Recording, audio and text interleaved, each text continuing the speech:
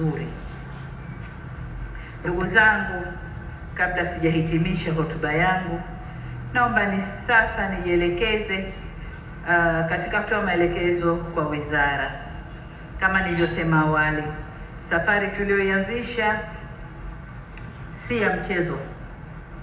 Tunadhamiria na tunakusudia. Hivyo basi, wote tukae mguu sawa ndani ya wizara, na wale wote wanaofanya kazi na sekta hii tukae mguu sawa kuendelea na safari hii vile tunavyotarajia. Lakini la pili ni matunzo ya vyombo tunavyovinunua. Meli zinazokuja nyingine 4, boti za doria na vyombo vyote tutakavyovinunua kukuza sekta hii, naomba vitunzwe na viendeshwe vyema kwa faida ya taifa letu. Lakini jengine, nafahamu kwamba wavuvi wadogo wadogo wanakabiliwa na changamoto mbalimbali zikiwemo upatikanaji wa mitaji na teknolojia, majengo na maeneo ya kuuzia bidhaa zao, masoko, na ilishasema kwamba serikali kwa kupitia World Bank tutaanza ujenzi wa masoko. Jitihada hizo ziendelezwe, lakini vile vile jitihada za mitaji kwa vijana wetu nazo tuzifanyie kazi.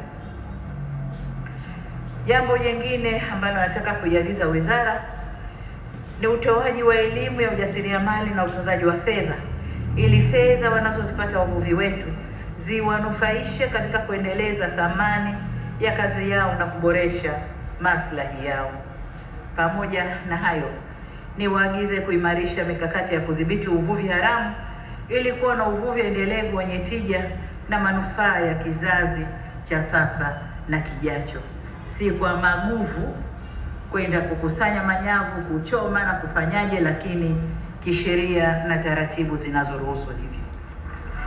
Agizo jingine kwa wizara, pamoja na kwa kushirikiana na ofisi ya Rais mipango na uwekezaji na wizara ya viwanda na biashara, endelee kuimarisha ushiriki wa sekta binafsi na kuvutia uwekezaji zaidi katika sekta ya uvuvi.